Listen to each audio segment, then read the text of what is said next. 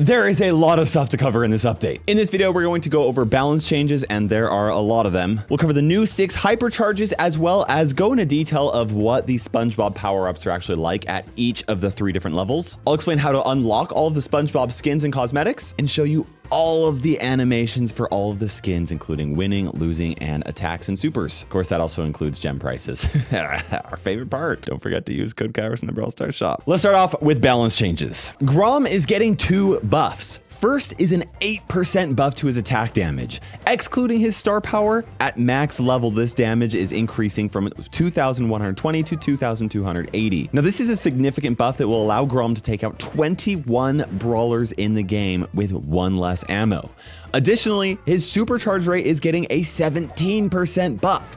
He's now going to require 5 hits to charge his super, which is down from the 6 hits that it used to be required for him to charge his super. Grom is going to be doing more damage and using his super a fair bit more, so I think he's going to be able to compete a little bit better against the throwers in this meta. Speaking of throwers in this meta, we've got Tick, and Tick's hypercharge charge rate is getting an 80% buff. So instead of charging up his hypercharge in the time that it takes for him to charge up 4 supers, now he'll be able to charge it up in 2.5 supers. Secretly, I'm hoping this is not too much of a buff because Tick is really annoying, but that's just Tick. Sprout is also getting a buff. Its attack damage is getting a 6% buff, and at max level, it's increasing from 1,960 to 2,080 damage. Now, this is a decent buff that will allow Sprout to take out 21 of the 82 brawlers in the game with 1 less ammo. Next, we got Stu, whose health is getting a 10% buff. For max level, it's increasing from 5,800 to 6,400 HP. This means he's going to be able to survive 1 additional ammo from 24 brawlers, and this is a fairly significant buff. Willow is getting a buff. The effectiveness of her shield while mind controlling is doubling in effectiveness from 25% damage reduction to 50% damage reduction. This should make it a little bit less risky for her to use her super when she's exposed to damage from other brawlers. Bee's charged shot is getting 10% more damage than it does now. Now, nothing is changing for her regular attacks, but this means that her maximum firepower is increasing fairly significantly. Definitely watch out for her charged shots more than ever, as if you weren't already watching out for them. Spike's health is getting buffed by 8%. At max level, it's increasing from 4,800 to 5,200 HP. This is a decent buff and should help Spike survive 1 additional ammo from 16 brawlers in the game. That should give him a little bit more viability without making him too strong, because when they nerfed his damage, it was for good reason, because he was S tier for like 7 years. Even though Brawl Stars hasn't been out that long. That's how long it was. Spike was OP. Now, Gus's attack damage is getting buffed by 10%. At max level, it's increasing from 2,000 damage to 2,240 damage. This is a pretty strong buff that's going to allow him to take out 20 brawlers in the game with 1 less ammo. Now, Mandy's hard candy star power is getting its shield effectiveness buffed by 33%. So the damage reduction is increasing from 30% to 40% damage reduction. This likely won't make too much of a difference, but it's going to make the choice between her 2 star powers a little bit harder to make. Now, Ash's Rotten Banana gadget is getting its decreased health decreased from 25% to 10%. Okay, so basically now he's only going to lose 10% of his current health and instantly gain 40% rage. At full HP, he'll lose 1,080 HP, which is much more manageable and just might make this gadget more enticing to use. Penny is getting a buff to her super. Her cannon's health is getting buffed by 21%. That is a big buff. At max level, it's increasing from 5,600 HP to 6,800 HP. That is a significant buff that's going to make it much more difficult to get rid of her turret, especially for brawlers who don't have high damaging attacks. Like, can you imagine Poco just poking at it for like 3 minutes trying to get rid of the turret? And by the time it's gone, she's charged another super and dropped another one. Next, we have Terra, and the health of her shadows from both of her star powers are getting buffed. The Black Portal Shadow, which is the one that attacks enemies, is getting its health buffed by 13% from 3,000 to 3,400 HP. And then the Healing Shade, which is the one that heals teammates, is getting its health buffed by 25% from 2,400 HP to 3,000 HP. Now, the health of her shadows from her gadget are not being changed, but this is going to make her star powers a little bit stronger. Next is Lola's attack damage, which is getting buffed by 8%. This is a fairly significant buff for her and means she'll be able to take out 18 of the brawlers in the game with 1 less ammo. Lola already deals a lot of damage, but she may be more useful after this change. Now, Daryl is getting a rework, but let's call it what it is, it's a buff. When Daryl charges his super, he will now instantly charge 2 supers that he can use however he would like. This is very similar to Melody's super. When she charges it, she has 3. Daryl's gonna have 2. Keep in mind that when Daryl has used 1 super and still has 1 super remaining, he's not able to recharge the second super, just like Melody. He has to fully charge them both from scratch, but both are given to him immediately. I'm really excited to play Daryl with this change because he's gonna be able to roll in, deal a bunch of damage, roll back out to safety, or maybe roll into more danger, because that's always fun to do too. Next, we have Clancy with 2 nerfs. His super charge rate is getting nerfed, so now he's going to require 6 hits to charge his super, which is up from the 5 that he used to be able to charge his super with. Additionally, his super damage is getting a 16% nerf. That is big. From 1,800 down to 1,520 damage. So not only is he going to have his super charge less frequently, but it's also going to deal less damage, meaning that Clancy's going to have to rely a lot more on his regular attacks, which are plenty strong, so I'm not too worried about Clancy's viability. Next, we have Frank, who's getting a couple of nerfs here. Oh, 3 of them, actually. His health is getting a 4% nerf, which may not sound like a lot, and it's kind of not, but as the tankiest brawler in the game, 4% is more for him than it would be for like Tick, right? At max level, his HP is decreasing from 14,000 HP to 13,400. Additionally, Frank's Sponge star power is getting nerfed by 4%. Its bonus HP is decreasing from 1,400 to 1,340 HP. Additionally, Frank's irresistible attraction gadget is getting its bonus damage cut in half. It will still deal an extra 50% damage, but it will not double his damage any longer. So Frank, while strong and very fun, may not be quite as viable as he was. We'll have to see though, he's pretty strong. Next we have Meg, and she is getting a very well-deserved nerf. Her mecha's attack damage is getting nerfed by 12 damage. Any damage nerf over 10% is significant, and this is gonna make Meg a lot less effective at dealing damage in her mecha form. I still think she's going to be super strong, just hopefully not quite the powerhouse that she was. Next we have Buster, whose health is getting nerfed by 4%. At max level, it's decreasing from 10,400 HP to 10,000 HP. And this means he'll survive 1 less ammo from 12 of the brawlers in the game. Not a huge nerf, but enough to have him shaved down a bit. Barry is getting a nerf to his supercharging. Now, this is confusing because Barry has 2 sources of supercharging, and his normal supercharging from regular attack damage is not changing at all. But the supercharging that Barry gets from healing himself and teammates is getting nerfed by 33%. He's still able to charge his super from healing, just not as effectively as before, though I still think he's going to be pretty strong. Now, Amber's Dancing Flames gadget is getting its damage nerfed by 10%. Its damage is decreasing from 2,100 damage to 1,890 damage. This should make it harder to choose between her 2 gadgets, though this is still a very strong one. Next is Kit's Cheeseburger gadget, which is getting its healing nerfed by 25%. He'll now heal himself and the friendly brawler that he attaches to for 30% of their total or their max HP instead of 40%. It's still a very good heal, but not quite as strong as it was before. Now let's talk about Gale. Gale had a bug where his super could sometimes hit someone more than 1 time, causing it to deal extra damage than intended. This has been fixed, so now it will only hit enemies once, unless of course you get hit by his Hypercharge super where you get hit by 2 supers. To make up for this though, his super damage is getting a 34% damage buff. It's increasing from 1,220 damage to 1,640 damage, which should make his super more consistent at dealing damage. Okay, now I want to talk about the SpongeBob Power-ups, but they're temporary, while Hypercharges are forever. So let's cover Hypercharges first. Poco's Hypercharge is Medic's Melody. This allows Poco's super to overheal not just himself, but also his teammates by whatever HP is left over from his healing super.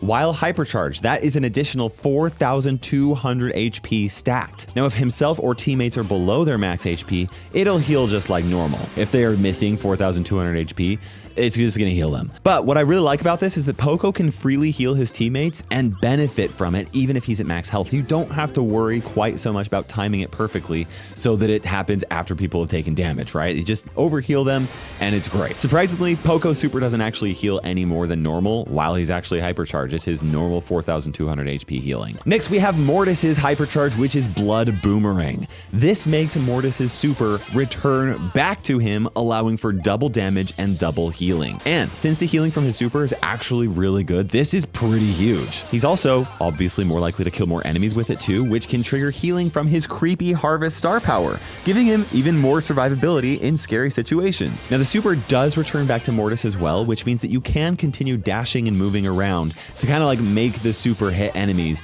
that are trying to like escape. Very similar to like Carl's attack, right? It's a pretty cool hypercharge and should make Mortis even more fun to play. Squeak's hypercharge is Bouncy Blob. This makes Squeak's super now bounce and split one additional time.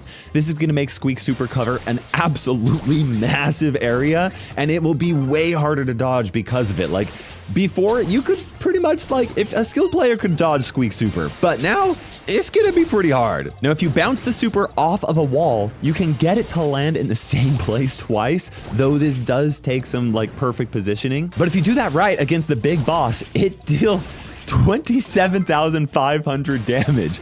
Now, I tried to do this on a safe and couldn't really quite get it right because you need to bounce it off of something. But if there is a wall close to the safe, you can get it to bounce back and get rid of 35% of the heist's safe health with a single hypercharged super. That is crazy. Honestly though, I think this is just going to be super good for covering a massive area. And you can also get this to throw an attack like almost across the entire map. Like not all the way, but more. It covers more than half of the map when it comes to the total distance that you could potentially hit someone from. Next is Terra's hypercharge, which is super massive. Anyone else thinking of the Muse song here? Anyway, Terra's super has a much larger pull area with this hypercharge activated.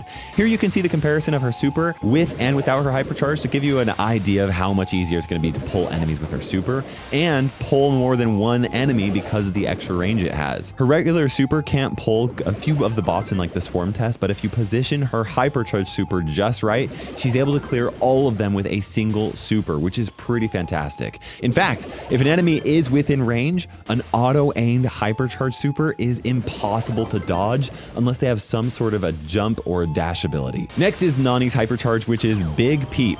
This makes it so that the hypercharge super will grow in size during travel. And you can see with this comparison here just how much bigger it's able to get. It doesn't get any faster than a regular super, despite what they said in Brawl Talk. It also doesn't do any additional damage aside from like the damage boost that all brawlers get while they're hypercharged, right?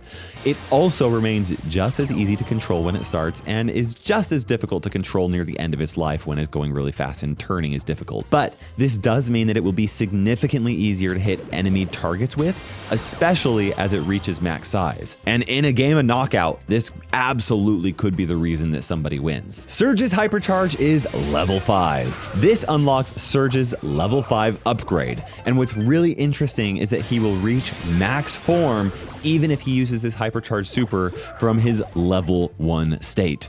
However, the upgraded form will only last as long as he is hypercharged, and after it runs out, he'll go back to being level 2 if he used it when he was level 1, or whichever upgrade level he would have gained after using his super. At level 5, Surge's attacks will split at the end of their range, and that happens even if they don't hit a brawler. They'll even split if you hit walls, even if you don't have his to the max star power equipped, which makes his projectiles split if you hit walls. Additionally, Surge's attack range increases while hypercharged as well, which allows him to outrange a huge majority of brawlers. Like he is able to outsnipe brawlers like Piper because of how ridiculous the range is. Keep in mind that you'll want to activate his super as soon as you can after activating his hypercharge, because if you activate it right before his hypercharge runs out, you're not gonna get hardly any time at level 5. Now let's talk about the SpongeBob Power-ups. You will unlock the power-ups from Power Meals, which I'll explain later how to get. There are 7 different kinds of power-ups that coincide with the 7 brawler archetypes. Krabby Patty is for tanks, Spatula is for assassins, Kelp Soda is for supports, Bubbles is for controllers, Chum is for damage dealers, Clarinet is for snipers or marksmen, and Pineapple is for throwers or artillery. Now each power-up has 3 levels, and when you first unlock them, they'll be level 1, but as you unlock them a second or a third time, they will reach max level and further boost your brawlers. Let's start off with the tank power-up. At level 1, a single Krabby Patty will periodically spawn and circle circle around you. If that patty gets hit by a projectile, it will increase damage resistance by 70% for a short period of time. That is a lot of damage resistance, but the projectile has to hit the patty.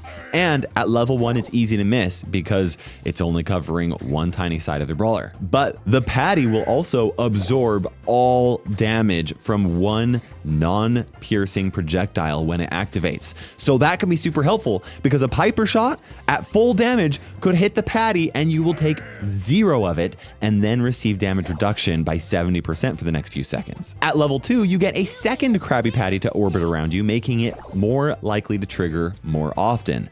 And whenever one of them gets destroyed, you also gain a movement speed boost as well at level 2. On a very fast tank like BB, this is going to make her super fast, which is very dangerous when you have a tank. At level 3, a third patty will circle you, meaning that it is even easier to get these buffs. And at level 3, when one gets destroyed, you will also charge your super a little bit. Probably the best part about level 3 though, is the fact that you'll get a lot of attacks absorbed by patties, since whenever you take damage one time, that starts the cooldown timer for one to start respawning. And you can save up to 3 patties for like really dangerous fights and stuff like that. It adds a lot of survivability to tanks. Next is the assassin power-up, the spatula. At level 1, a spatula will periodically orbit around you, and when enemies are low on health, your next attack will instantly take them down if you have a spatula, no matter how much damage your next attack will do. You could deal 1 damage and they would die. Now you will know if they are within kill range because their HP bar will go red and you'll see a little spatula next to the HP bar. Keep in mind that the respawn time for the spatula is very long compared to some of these other abilities. At level 2 though, whenever you defeat an enemy with the spatula, you will also gain a speed boost to help you escape or even go in for another kill. While playing Mortis's new Hypercharge, the speed buff gets so insane that honestly, I kind of felt like it was faster to not dash and just run around. At level 3 though, killing someone with a spatula will also make you go invisible as well. I know that Leon can already go invisible, but I think Leon is going to be especially good with this ability because he has long range, making it very easy for him to kill somebody with a spatula from a distance. Like I said, it doesn't matter what damage you actually deal. Once a brawler is below a specific threshold, all it takes is one projectile from any distance to just take them out. This is going to be a very fun power-up to play with. Keep in mind though, that Leon's star powers that give him an additional speed boost or give him healing whenever he goes invisible do not activate with this ability. Up next, we have the support power-up. At level 1, you'll have a permanent healing area surrounding you that will heal both you and teammates that are close to you. Honestly, the healing is pretty insane at 300 HP healed per second. For some brawlers that stay back, this is going to make them nearly impossible to kill unless you burst them down, which, I mean, thankfully, I guess you have the assassin power up for that. But as an added bonus for Barry, since his healing already charges his super, this is a permanent supercharge for him as long as he is taking damage and can heal from it, right? Now with level 2, every support brawler gets to charge their super off of healing teammates.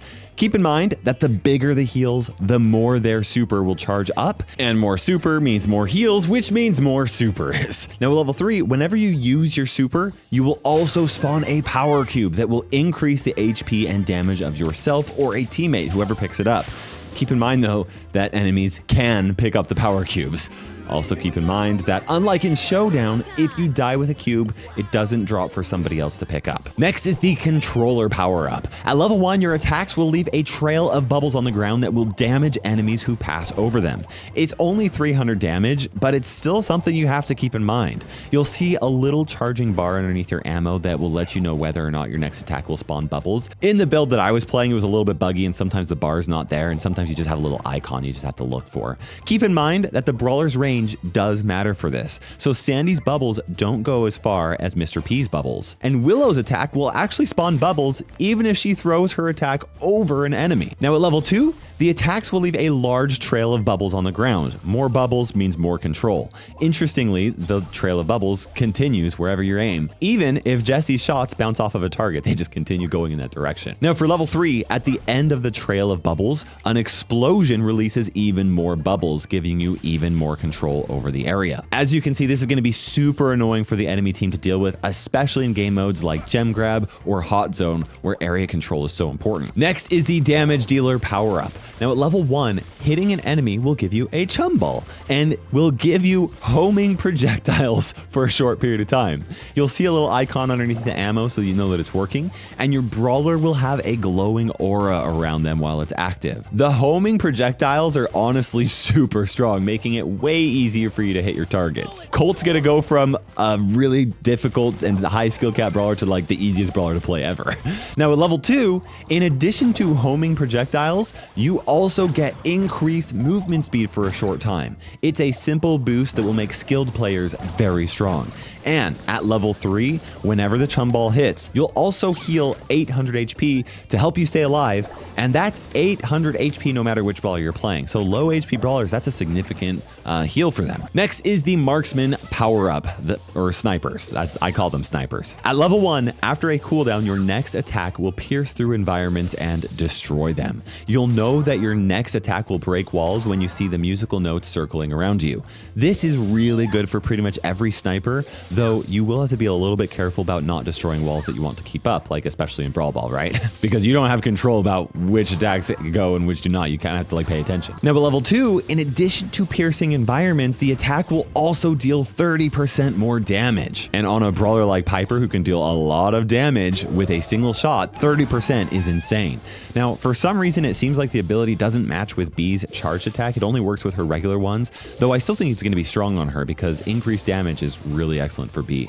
At level 3, the time to charge up the musical notes decreases, so you get to shoot empowered projectiles more often. And that is super helpful for snipers like me who miss more than they would like to admit. Finally, we have the artillery power-up. These I would call throwers. After a short cooldown, basic attacks will drop a pineapple from the sky that comes crashing down and deals 1,200 damage. There's no icon or anything to show you if another pineapple is loaded, but you don't really have to worry about it too much because it happens pretty frequently. For most brawlers, like every 1 or 2 attacks will drop a pineapple unless you're spamming them super quickly. Now at level 2, the pineapple also leaves a damaging area that does 480 damage a couple of times. It's not a lot, but it's enough to keep enemies pushed back and like to kind of prevent them from going and walking on there, right? But at level 3, the pineapple also explodes into damaging pineapple chunks that fly out very much like Spike's thorns do. Each one deals 720 damage, and if all 6 of them hit a target, that's an additional 4,320 damage. So let's just say that somebody's stupid enough to stand still and take full damage from the pineapple. Each pineapple can deal a whopping 6,480 damage on top of your attacks, which is just crazy. Like, that's going to be so strong in Heist. Now, keep in mind that these power-ups are only going to be able to be played in events with the SpongeBob modifier. So you can take a look here at this Heist, and boom, SpongeBob power-ups can be used. Have fun. Every day there will be 2 regular events with a SpongeBob modifier on, and the other ones you can just play just like normal. But in addition to these 2, you'll also have Jellyfishing and Trio Showdown, where these modifiers will always be active. So it's going to be super crazy. Trio Showdown is going to be insane. You'll also notice these Krusty Cash icons next to these things. Every single day you get 100 Krusty Cash for getting your first win in all 4 of these different events. That's 400 Krusty Cash that you can use to spend in the Krusty Krab. You'll also get up to 60 Krusty Cash every day by tapping on each of the special offers in the Krusty Krab. Now, this Krusty Cash is how you buy these special offers. You'll also get a daily paycheck of 100 Krusty Cash from Squidward by checking the shop in the daily shop every day. Now, if you're free to play, I highly recommend saving your Krusty Cash for like mega deals because they're 25% off. And also, like, legendary star drops and star drops are going to be better for progression than like cosmetics and skins and stuff like that. It is entirely up to you though. Legendary star drops I think are probably better to go for than like 10 random star drops, but kind of depends on what you want. And every few days you'll also get a free power meal to help you progress in the event even further. And these power meals are how you unlock all of the SpongeBob power-ups. Now, if you don't have Krusty Cash and you're willing to gem, you can buy the offers with gems at 20 cash per gem. So this mega deal right here with an icon, a 79 gem skin, 3 star drops, and a legendary star drop costs the equivalent of 241 gems. And all of these SpongeBob skins will be sold in packs like this during the event, okay? So this Sandy Jessie skin costs the equivalent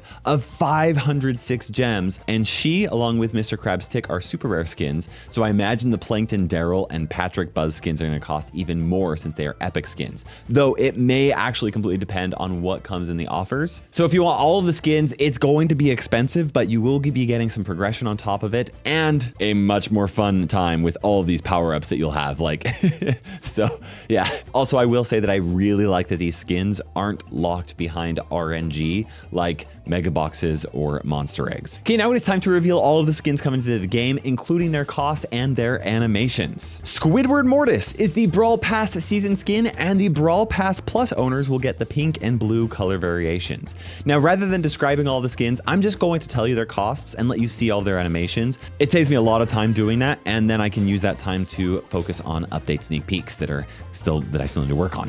Keep in mind that some of the losing animations here are bugged, but they will be fixed before their release.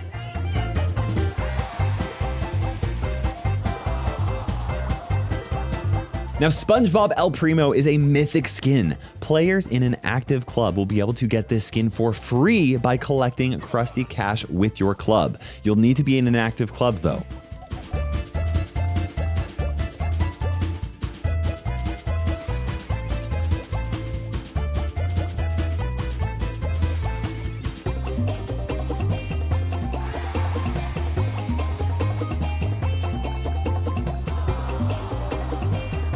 Plankton Daryl is an epic skin. Now, he's going to be available in the special offers during the event and will cost Krusty Cash, though he'll cost 149 gems if he's ever released at another time. This is the same for all other SpongeBob skins as well.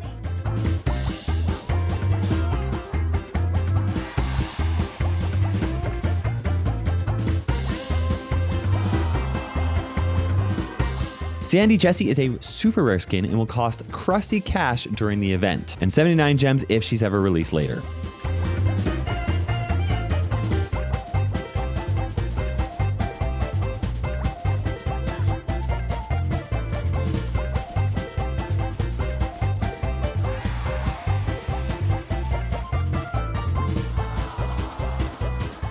Mr. Krabs Tick is a super rare skin and will cost Krusty Cash during the event, or 79 gems if he's released later.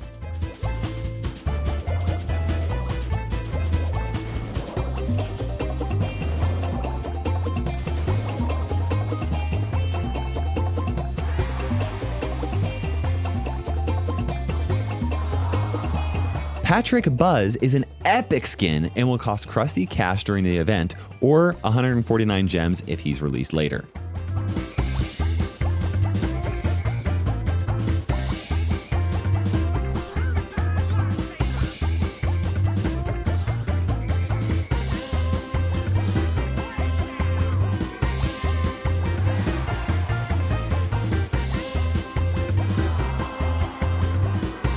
Dragoon Bell is an epic skin. It is the make skin by Nana BS and is the ranked skin for the SpongeBob season. Later on, it will cost 149 gems.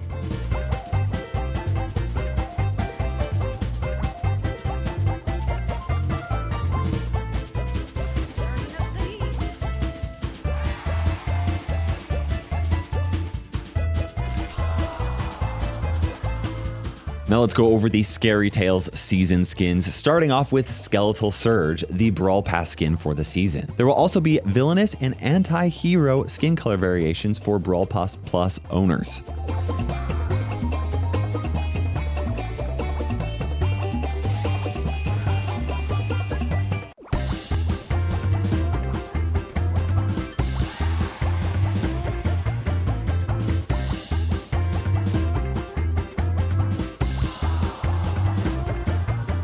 Dread Knight Draco is a legendary skin and will cost 299 gems.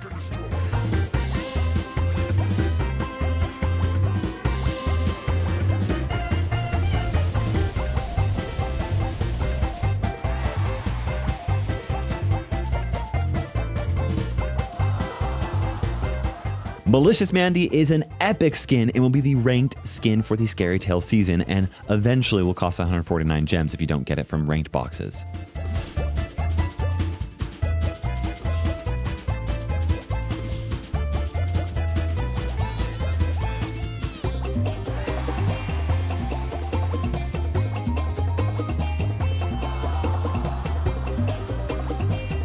Lockpick Kit is an epic skin and will cost 149 gems.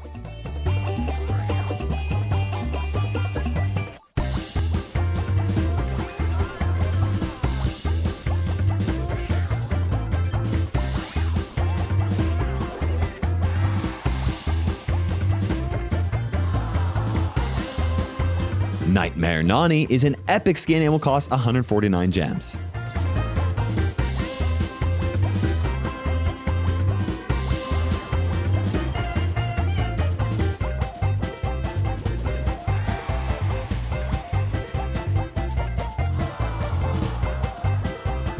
Dark Keep Pearl is a super rare skin and will cost 79 gems.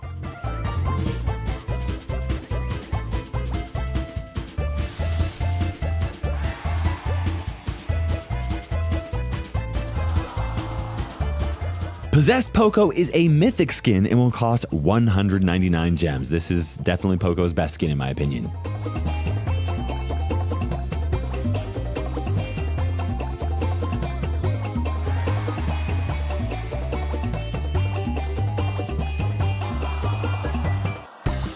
Next, we have some zombies skins, starting off with Decaying Dynamite. This will be a super rare skin that costs 79 gems.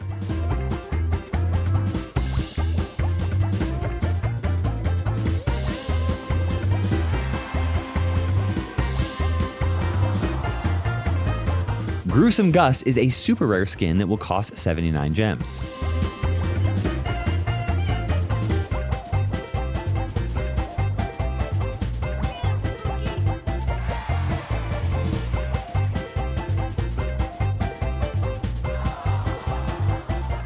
Putrid Pam is an epic skin that will cost 149 gems.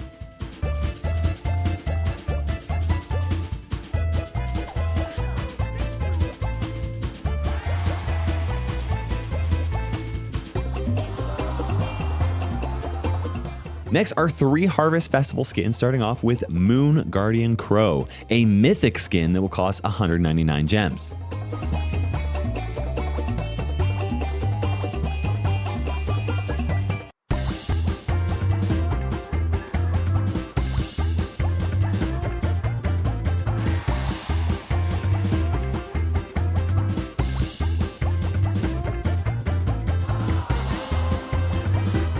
Moon Guardian Chester is an epic skin that will cost 149 gems.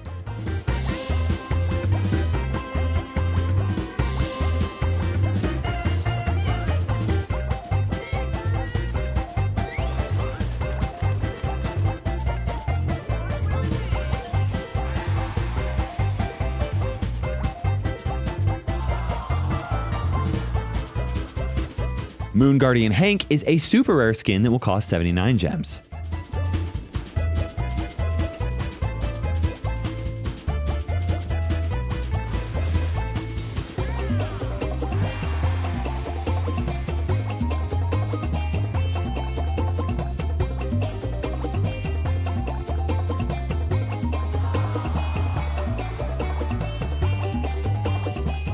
Next are some miscellaneous skins, starting off with the Fan's Fang skin, an epic skin that will cost 149 gems.